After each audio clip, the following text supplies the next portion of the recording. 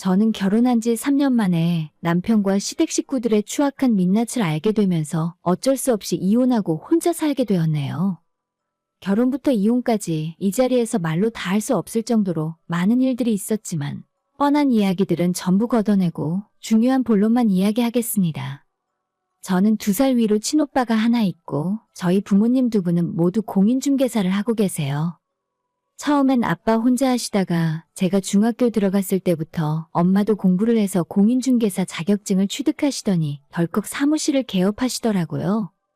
그래서 그런지는 몰라도 저희 식구들은 자연스럽게 재테크나 저축에 관심을 많이 갖게 되었고 오빠랑 제가 대학 졸업하고 사회생활 시작하면서부터 월급 관리도 부모님이 대신해 주셨어요. 그렇게 모은 돈으로 부모님이 추천하는 아파트에 투자하게 하셨는데 처음엔 저희 오빠 먼저 오래된 낡은 주공아파트를 싸게 매입해서 월세를 돌리게 하시더라고요.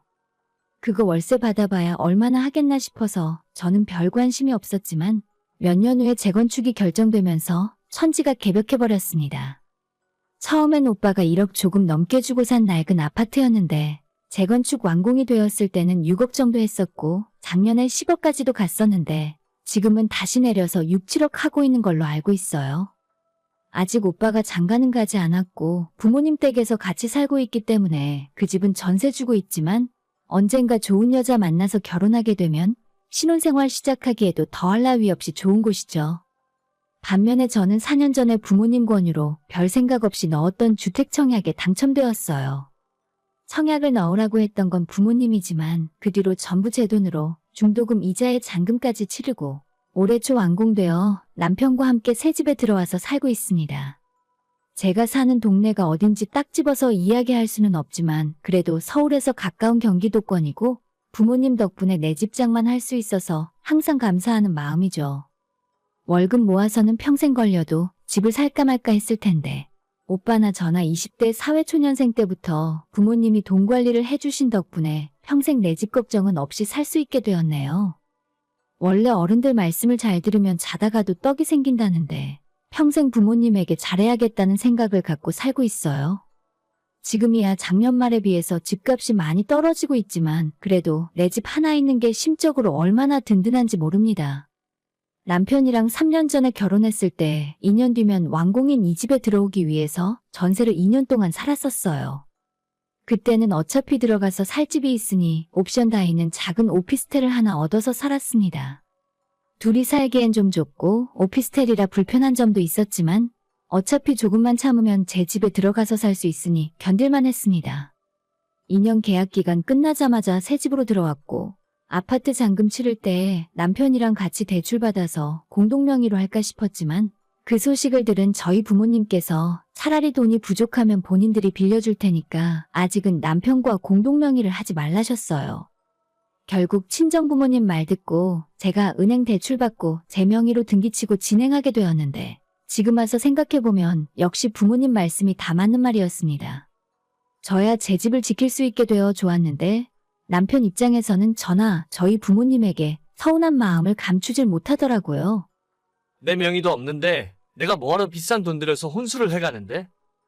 라고 하면서 혼수조차 하기 싫다고 거부했고 결국 살림살이까지 제 돈으로 얼추 맞추고 새집 생활을 시작했어요. 그래도 방금 완공된 새집이고 세탁기며 냉장고며 세간살이를 전부 좋은 것들로만 하고 싶었지만 남편이 본인 돈은 쓰기 싫다 하고 친정부모님조차 그런 건 중요한 거 아니니까 돈 아끼라고 말씀하셔서 정말 적당한 가성비 제품들로 혼수를 맞췄습니다. 사실 남편과 저희 시댁이 경제적인 여유가 많지 않다는 건 진작부터 알고 있었어요. 결혼하고 나서 수입 관리는 전부 제가 맡아서 하고 있었지만 결혼 전에 서로 각자 살며 모은 돈은 공개하지 않고 따로 관리했었거든요. 당연히 저는 새집 사는데 모은 돈 대부분을 다 써버렸지만 남편은 대체 뭘 했는지는 모르겠는데 모아놓은 돈이 별로 없어 보였어요. 어쨌든 제 쪽에서 신혼집을 해가는 거나 마찬가지니 남편이 안 하면 시댁에서라도 도움을 받아 혼수를 맞췄으면 싶었는데 전혀 그럴 생각 없는 것 같으니 어쩔 수 없더라고요. 저는 저대로 공동명의 못 해주는 것에 대한 미안함도 있었고 같이 살면서 함께 버는 돈으로 대출 갚으며 살아야 하니까 눈치를 볼 수밖엔 없었죠. 아무튼 지금 이 집으로 이사를 하고 얼마 지나지 않아서 집들이를 하기 위해 시부모와 신혼의 식구들을 저희 집으로 초대한 적이 있었습니다. 남편에게는 2살 위로 누나가 하나 있었는데 유치원 다니는 아들 하나, 3살 딸 하나 낳고 전업주부 생활을 하더라고요. 아무튼 신축 아파트라서 이것저것 새로운 기능도 많았고 저희 집 구조가 생각보다 잘 빠져서 시댁 식구들 모두 집이 좋다고 칭찬이 자자하셨죠. 아파트 지상에 주차장이 없고 차가 안 다니기 때문에 특히 아이 키우기에 그만이었고 조경이나 놀이터 시설 역시 잘 되어 있으니 신우가 군침을 흘리는 것도 무리는 아니었습니다. 집들이를 마치고 며칠 뒤에 저는 회사에서 일을 하고 있었는데 시모가 갑자기 전화를 하시더니 지금 우리가 집에 들어올 때 대출을 얼마나 받았는지 물어보시더라고요. 이 집을 처음 분양받았을 때 확장이랑 옵션비 등을 포함하니 4억이 살짝 넘는 금액이었는데 제가 모아둔 돈을 대부분 집어넣고 대출은 1억 8천 정도 받았어요. 남편이랑 맞벌이하며 열심히 모아서 나머지 돈까지 다 갚고 나면 그때 공동명의를 할 생각이었는데 시어머니 하시는 말씀이 자기들이 5천만 원 정도 보태줄 테니까 남편이랑 공동명의를 하라더군요. 순간 5천만 원이라는 큰돈에 혹하긴 했지만 저는 아직도 이 집은 제 힘으로 장만한 내 집이라는 생각이 더 큽니다. 지금 그 돈 받고 공동명의 해주고 싶지 않았고 차라리 그런 여윳돈이 있었으면 저희가 이사 들어올 때 혼수나 좀 보태주시지 그땐 아무 말 안 하시다가 이제 와서 왜 저러시나 싶은 생각이었습니다. 솔직히 저도 나이가 이제 적지 않고 세상 돌아가는 것도 대충 아는데 저희 친정부모님이 아직은 공동명의 하지 말라는 이유도 그리고 시부모님이 5천만 원 줄 테니까 공동명의로 하자는 이유도 전부 그 속뜻을 이해할 수 있겠더라고요. 괜히 해줬다가 혹시 곤란한 상황이 될까봐 시모가 하는 말을 극구 거절했습니다. 내가 그 집을 달라고 했니? 아니면 모시고 살라는 말을 할까봐 그래. 우리 그런 사람 아니야. 그냥 너희가 대출 갚고 살기 힘들까봐 도와주려는 거지. 저는 시모에게 말씀은 감사하지만 남은 대출은 저희 힘으로도 충분히 갚을 수 있으니까 도움 안 주셔도 된다고 거절했어요. 그러고 나니 이번에는 그동안 참아왔던 남편이 폭발을 하더라고요. 우리가 결혼하고 3년째인데 자꾸 네 거 내 거 갈라서 생각할 거야? 당연히 대출도 같이 갚고 사는데 이제는 그 집에 공동명의를 해줘야 하는 거잖아. 너는 어떻게든 내가 처음부터 지금까지 하나도 손해 안 보고 살려고 그래? 남편이 제게 이렇게까지 강하게 말을 한 건 처음이라 뭔가 쎄한 기분이 들더라고요. 시모는 물론이고 남편까지 이러는 건 뭔가 이유가 있다 생각해서 그때부터 월급 관리 서로 따로 하고 아파트 대출금도 저 혼자 갚으면서 살았습니다. 그 이후로도 시댁에서 몇 번 더 공동명의 하자는 제안이 오긴 했지만 전부 거절했고 하도 대출금 때문에 말이 많아서 저희 친정부모님에게 시댁에서 이런 소리를 자꾸 한다고 말씀을 드렸더니 며칠 후에 친정아빠가 은행에 가서 우리 집 남은 대출금을 한 번에 전부 정리해 주셨어요. 앞으로 너희 시댁에서 무슨 소리를 하든 돈 보태줄 필요 없다고 딱 잘라서 거절해라. 그 이후로 지금까지 몇 달 동안 아무 문제 없이 조용히 살았었고 입주하고 초반에 엄청나게 올랐던 아파트값도 이제는 다시 분양가와 크게 차이 안 날 정도로 내려왔습니다. 대출금을 친정에서 다 갚아준 뒤로는 더 이상 시댁에서 공동명의 이야기는 안 하셨지만 이번엔 왜 빨리 아이를 안 낳냐고 제 얼굴만 보면 닥달을 하시더라고요. 저는 사실 좋은 엄마가 될 자신이 아직은 없고 남편도 세상 게으른 사람이라서 퇴근하면 집안일에 손 하나 까딱하려 들지 않아요. 더군다나 한참 일하고 승진해야 하는데 이 타이밍에 아이 낳고 2년 동안 쉬고 오면 그 이후에 회사 생활을 이어가기 쉽지 않을 것 같기도 하고요. 남편이 가사일이나 육아일을 도와줄 것 같지도 않은데 괜히 애 낳으면 저 혼자 너무 힘들어질까봐 무서워서 못 낳는 것도 있습니다. 남편이랑 결혼을 결심하게 된 이유 중 하나도 제가 아이를 잘 키울 자신도 없었는데 남편은 완전 애를 너무 싫어하는 사람이라서 이 남자랑 결혼하면 아이 없이 둘이 살아도 괜찮겠다 싶은 생각도 있었어요. 지금까지 별 문제 없이 3년 살았고 앞으로도 아이 때문에 후회하진 않을 것 같아서 시모가 뭐라 하던 말던 지금 당장은 계획이 전혀 없었습니다. 그래도 포기 안 하고 제 얼굴 볼 때마다 네 신우를 보라면서 일찍 결혼해서 일찍 애 낳으니까 힘든 거 다 끝나고 아이들 재롱 보며 살지 않냐고 하시는데 솔직히 애 둘 키우면서 힘들게 살고 있는 신우를 보면 전혀 부럽다는 생각이 들진 않아요. 지금 안 낳으면 나중에 땅을 치고 후회할 거라면서 겁주는 말을 하기도 했지만 어차피 그런 것 또한 제가 선택한 일이고 나중에 후회하더라도 제가 후회하면 되잖아요? 아무튼 저희 시모에게는 시집간 신우가 아이 둘 낳고 사는 것이 큰 자랑이자 자부심이었고 동시에 저를 공격하는 수단이었어요. 신우는 첫째를 낳자마자 다니던 직장 그만두고 집에서 살림하고 있었는데 둘째까지 낳고는 아예 재취업을 포기하고 살림만 하며 살고 있습니다. 그렇다고 해서 심해부가 직업이 좋고 돈을 많이 벌고 있냐 하면 그것도 아니에요. 중식당 주방에서 일을 하고 있는데 월급은 350 정도 받지만 하루에 12시간씩 일주일에 6일씩 일을 하며 힘들게 버는 돈이에요. 그렇게 외벌이로 번 돈은 자식들 둘 키우는 생활비로 다 녹아버리고 신혼에는 결혼한 지 10년이 다 되어 가는데 아직 아파트는커녕 단칸방 하나조차 마련 못하고 계속 전세로 살고 있습니다. 그게 나름대로 행복하게 살고 있는 건지는 몰라도 제가 볼 때는 전혀 부럽지 않더라고요. 돈도 거의 못 모으고 방 2개 있는 집에 아이들 둘과 함께 살면서 푼돈에도 아등바등 벌벌 떠는 신우를 보고 있으면 요즘 많은 젊은 사람들이 왜 결혼을 안 하려고 하는지 알만했습니다. 저희 상황은 집이라도 있어서 신혼애보다는 조금 낫지만 만약 제가 아이 낳고 집에서 살림하고 남편 버는 돈으로만 생활한다고 생각하면 여유라곤 하나도 없이 허리띠 졸라매고 살아야 하는데 솔직히 그러고 싶진 않았어요. 시모가 빨리 나으라고 아무리 잔소리를 해도 못 들은 척 흘렸습니다. 그러던 어느 날 제가 퇴근하고 돌아오는 길이었는데 시모가 갑자기 다정한 목소리로 전화를 하더니 아직 저녁 안 먹었으면 시댁에 들러서 같이 밥이나 먹고 가라셨어요. 우리 시어머니가 이유 없이 저럴 뿐이 아니신데 또 무슨 꿍꿍이가 있구나 싶었죠.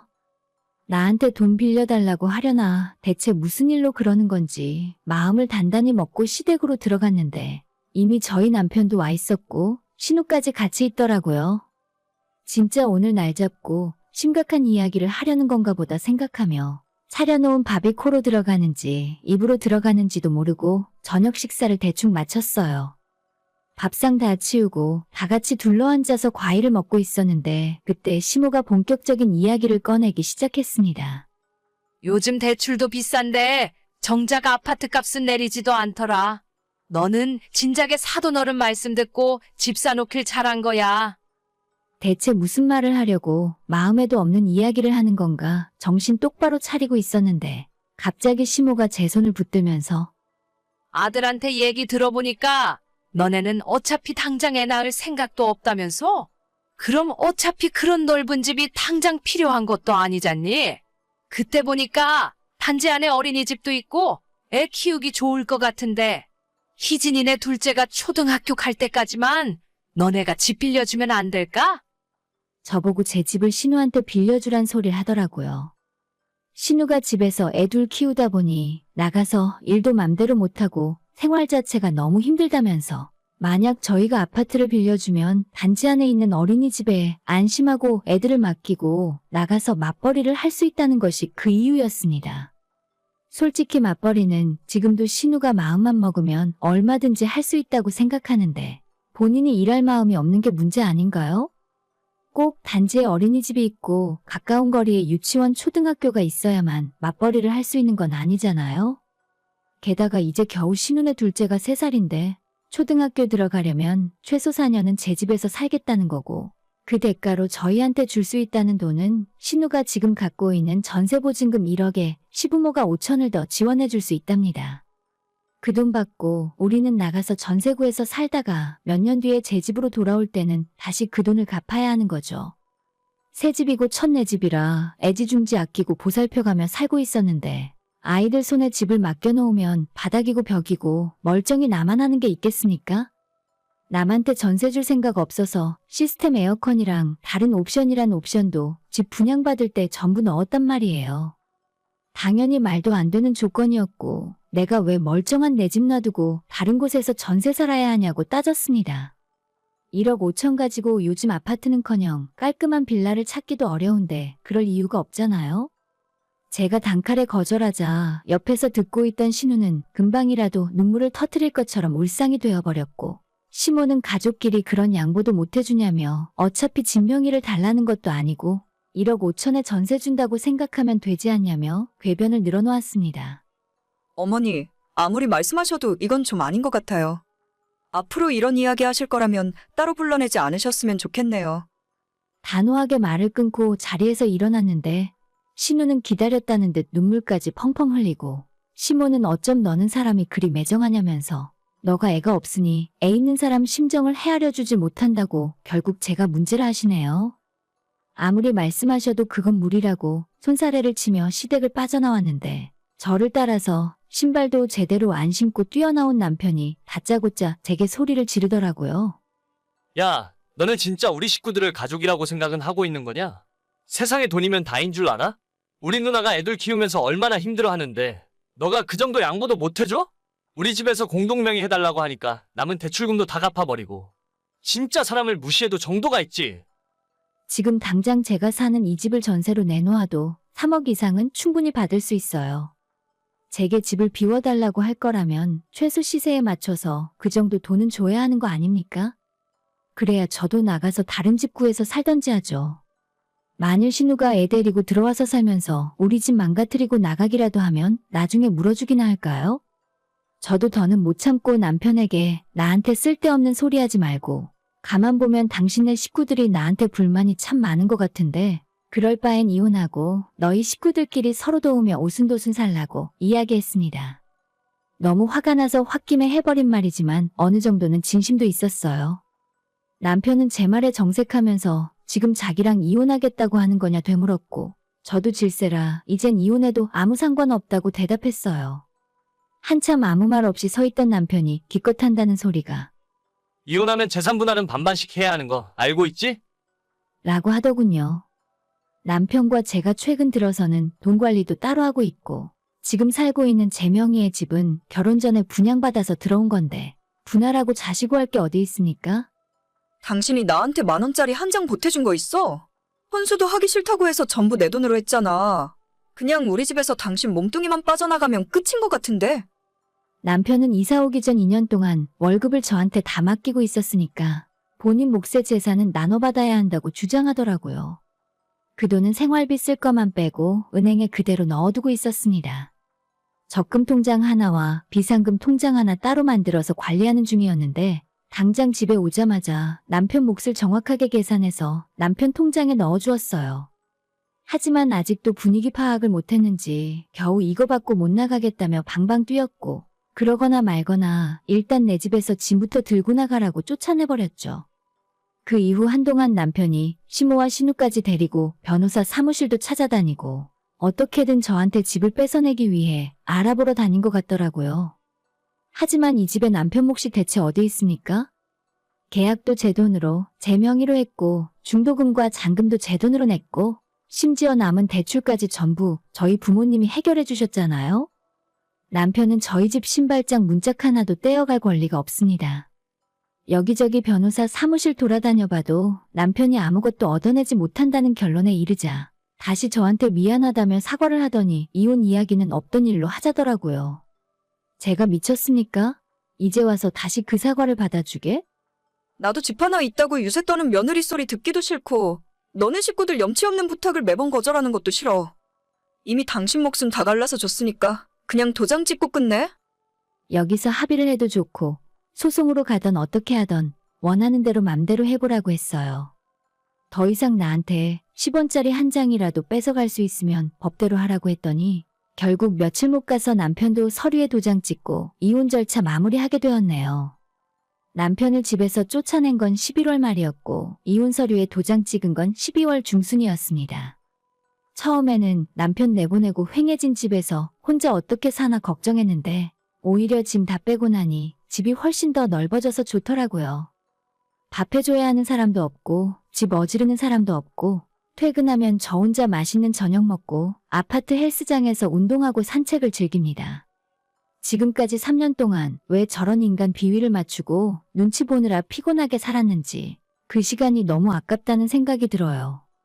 집도 절도 없는 남편은 이혼하고 다시 시댁으로 기어들어갔고 신우 역시 아직도 일자리 안 구하고 집에 있는 걸로 알고 있습니다. 일하기 싫으면 돈 없다고 징징거리지나 말던가 지금까지 안 하던 일을 새 아파트에 이사 온다고 해서 하겠습니까? 무슨 말 같지도 않은 소리를 하고 있는지 모르겠어요. 한번 결혼해보니 결혼의 환상 같은 것도 다 사라졌고, 저는 아이 낳을 생각도 별로 없어서 그냥 혼자 이렇게 사는 것도 나쁘지 않은 것 같네요. 오늘의 사연은 여기까지입니다. 구독과 좋아요, 알림 설정 부탁드려요. 다들 행복하시고 좋은 하루 되세요.